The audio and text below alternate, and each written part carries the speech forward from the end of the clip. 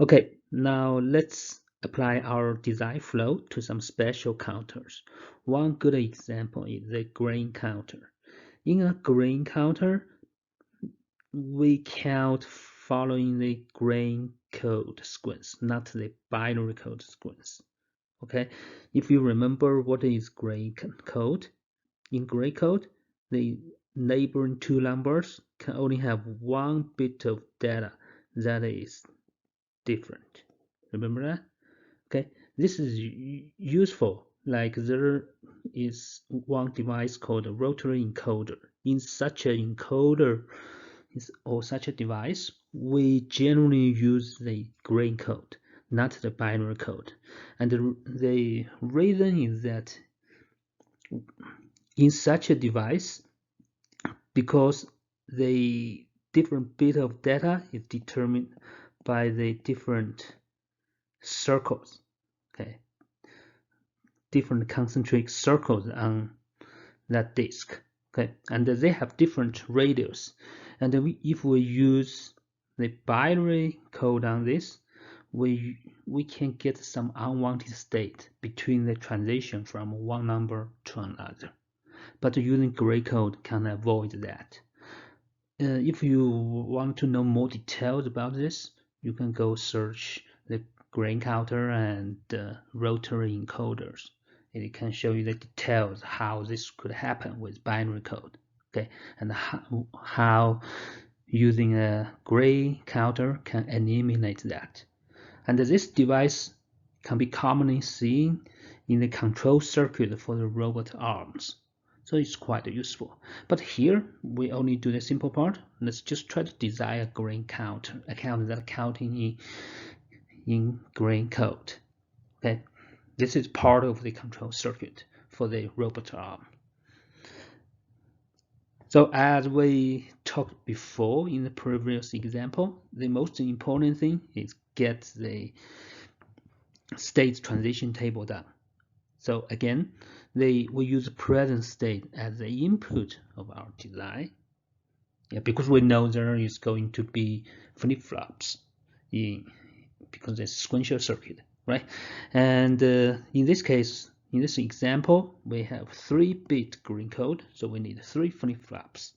And intentionally, we add one more control input here. So this control input allow us to counting up and down. So when let's define like if the control input is 0, we want this counter to counting upward. If control equal to 1, the counter will counting downward. Clear? All right. Now let's figure out. So if we want to counting up, set control to 0. So this is up, this is down. Okay. Control input always be 0. Then if we start from the first state, 0, 0, 0, then what would be the next state? 0, 0, 1, right? And if current state is 0, 0, 1, what will be the next state? You can think about the gray code, or you can check this disk here. After 0, 0, 1, we should get 0, 1, 1, not 0, 1, 0 as before. So we need to get 0, 1, 1. If current state is 0, 1, 0, we get 0, 1, 0 is here. So what's the next state? 1, 1, 0. So you need to put 1, 1, 0 here. If current state is 0, 1, 1, actually go back here, but it doesn't matter. Just check on the list, find the 0, 1, 1, and then find the next state. So it's 0, 1, 0. And for 1, 0, 0, what's the next state? Then you need to find the current state, 1, 0, 0, and check what's the next state. So it's 0, 0, 0 actually. Yeah, I cannot see clearly. Yeah, 0, 0, 0. And the 1, 0, 1, 1, 0, 1, which is here. So the next state is 1, 0, 0. Okay, right now you can take this disk as a counting, what's that called? counting diagram, the state diagram, sorry, right? So 1 1 0, where is 1 1 0? Here. So next state will be 1 1 1. And if it's 1 1 1, next state 1 0 1. So now we get the first half of this table. For the second half, we need to counting down. So counting down means we need to do the opposite direction. So let's use a green color. So if we start from 0 0, counting down, which means go this way. So we know it's 1 0 0. And if it's 0 0 1, which is here, counting down, we get 0 0 0. 0 1 0, which is here. Then counting down, so go counterclockwise, which is 0 1 1. 0 1 1 will go to 0 0 1. And 1 0 0 will point to 1 0 1. 1 0 1 point to 1 1 1. 1 1 0 point to 0 1 0. Finally, 1 1 1, which here it point to 1 1 0. So now you see how we can figure out the next state by using the state diagram. Okay, so after we figure out the present state and next state, then we need to figure out the input for the flip-flops. And in this case, let's try to use D flip-flops. Then we need to recall what's the property for D flip-flop, how it works. Again, let's assume it's a rising edge flip-flop. So we have D input, we have Q and plus 1, right? So if the clock signal is not at the rising edge, what will happen? Nothing will happen. It just keep its original value. But here what we care about is what happens when the clock rising edge is detected. If D equal to 0, we know Q will follow D, so it's 0. If D is 1, Q is 1. So this is so simple. Basically, you will find the Q n plus 1 actually equal to D always. Then basically, this part is the same as this part. So D2 equal to Q2 here. 0 0 1 0 0 1 1 1 1 0 0 1 1 0 1. D1 should equal to Q1. 0 1 1 1 0 0 0 0 0 1 1 1. D0 should equal to Q0, which is 1 1 0 0 0 1 1 0 0. Okay. Then we need to figure out the Boolean expression for D2, D1, and D0. So because we have the control input here, now we have 4 input for the color map. So we have control Q2, Q1, Q0. Okay. So 0 0 0. For D2 we have 0 0 1 0 0 1 1 1 0 1 1 1 1 0 0 0 1 0. No, that's wrong. That's wrong 9 because it is using gray code. So it's here 1 0 0 0 1 1 0 1 1 1 0 1. Okay, for D1 we have, let's use the same sequence.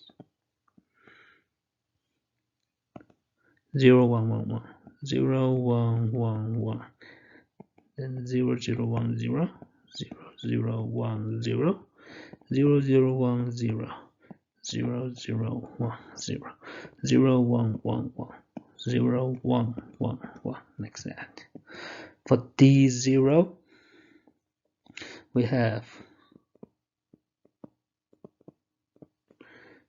1 1 0. No, this first 0 0 1 1 0 0 0 0 1 1 0 0 1 1 0 0 1 1 0 0 1 1 1 1 0 0 1 1 0 0. Okay, so the column map is loaded. Then let's do some simplification. So for this one, what we can do is I can do this, this, and that. So 3 groups. So the first term we can write as control by and Q1 prime, Q0 prime. Or this term here, which is control prime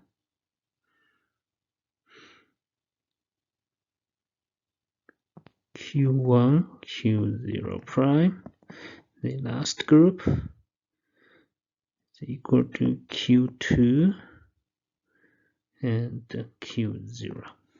So that's expression for D2. For D1, can do something like we can group these 4 together and do this and that. So also 3 groups. For this group, we will get control prime and Q2 prime, then Q0. Or now this group, control is 1, so Q2 and Q0. And the last group, we will get Q1, Q1, Q0 prime. Okay, and for D0, we will do that. So we have 4 groups here. The first one is control prime, Q2 prime, Q1 prime.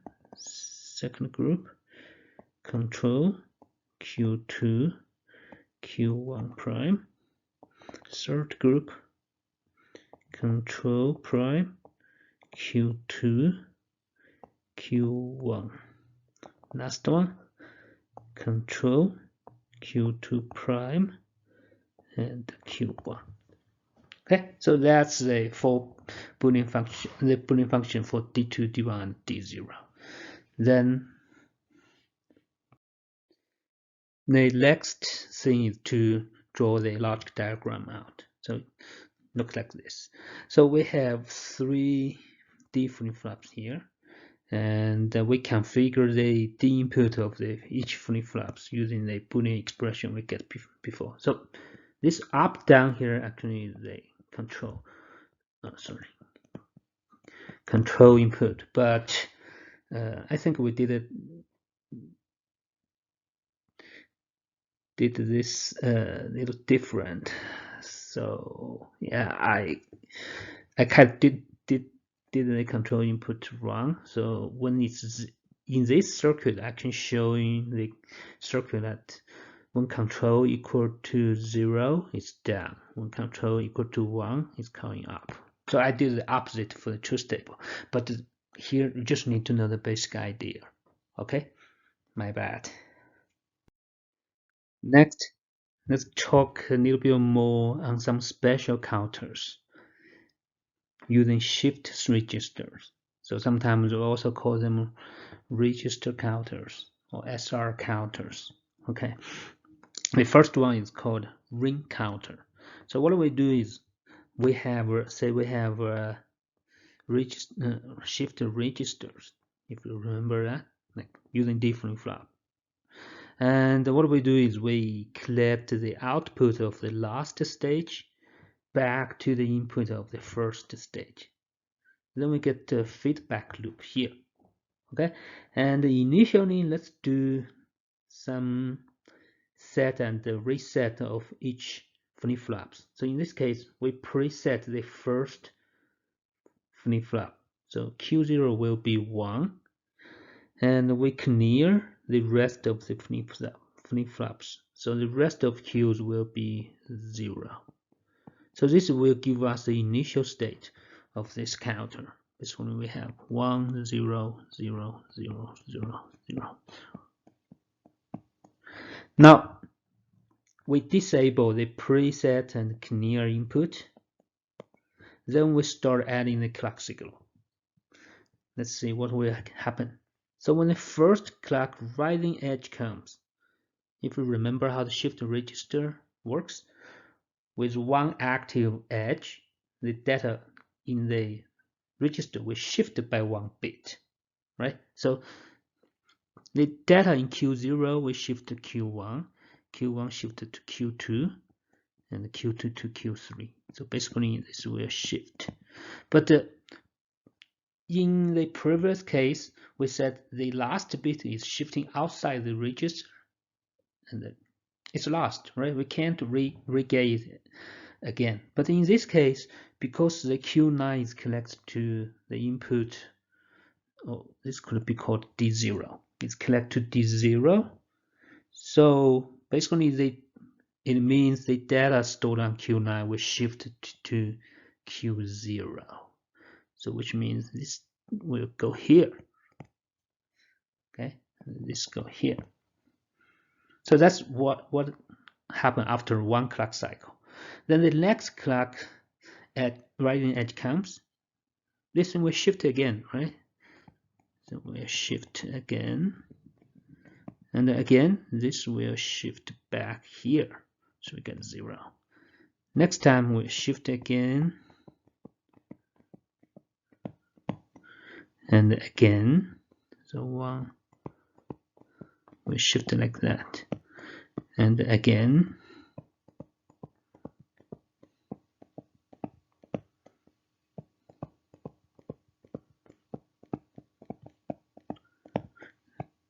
And again. And again.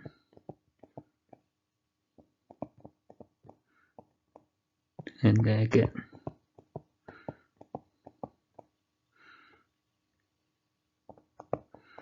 So you can see after 9 clock cycles, the data 1,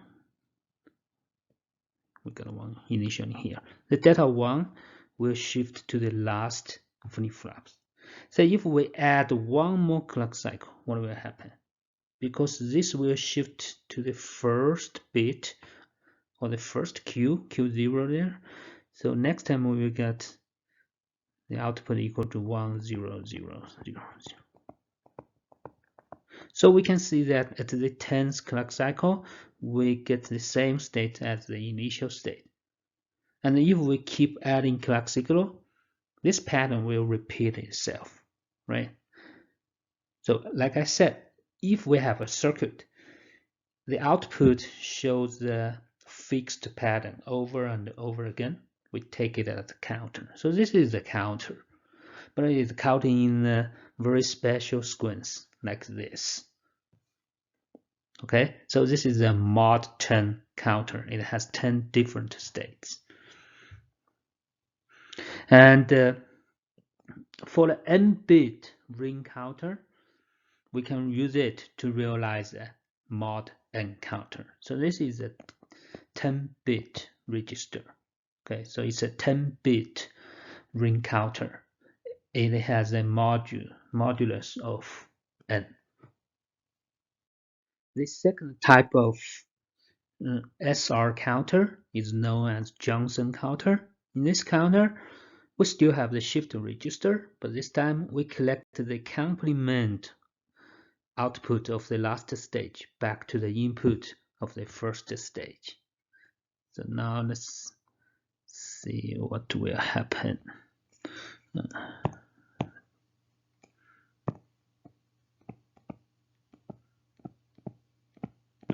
Okay, So again, let's do something. So we do something simple. Let's assume everything is 0 initially.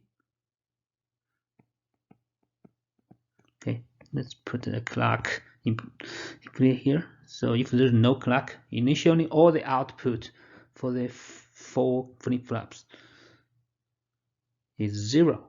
Okay. Then we can also add this. Then Q3 bar should be 1. Right. So what happens if we start adding the clock signal? At the first rising edge, what will happen? Data Q0 shifted to Q1. So we have this shift. Okay, but Q3 doesn't shift because it's collect to nothing here. It's floating. But the complement output Q3 bar is collect back to D0. So this 1 will shift to Q0. So we have 1 here. Then Q3 bar is still 1 because Q3 is still 0. Then at the second clock cycle, everything shift again. So we have 1, 0, 0, and this 1 will shift back here. So we got 1, 1, 0, 0. Another cycle comes, so shift, and this 1 will shift here. The fourth cycle we will have, because the Q3 bar is still 1, so it shifted to Q0, so it's 1, 1, 1, 1. Then because Q3 stored 1 here, so Q3 bar will store 0. So at the fifth cycle, everything shift again, and this 0 will shift to Q0. At cycle 6, this shift again, so this 0 will shift here, and it's still 0. At the seventh cycle, shift again, this 0 go here, and at the eighth cycle, 8, 0, 0, 0, and this 0 shift back here, so we have 0. Now at the eighth cycle, we can see that it's repeating the initial state. And if we keep adding clock cycles, we will see a fixed pattern. So this is a counter. And how many states we have here? So it repeats at the 8th clock cycle. So it has 8 different states. But here we have 4 flip-flops. So for FFs, we get 8 states, or mod 8. So we can guess the pattern here. So for the n-bit Johnson counter, n-bit means the number of flip-flops, right? We can realize a counter has modulus 2n. So if we have 5 FFs, we're supposed to have 10. We're supposed to have a mod 10 counter. If we have 3 FFs, we will have a mod 6 Johnson counter.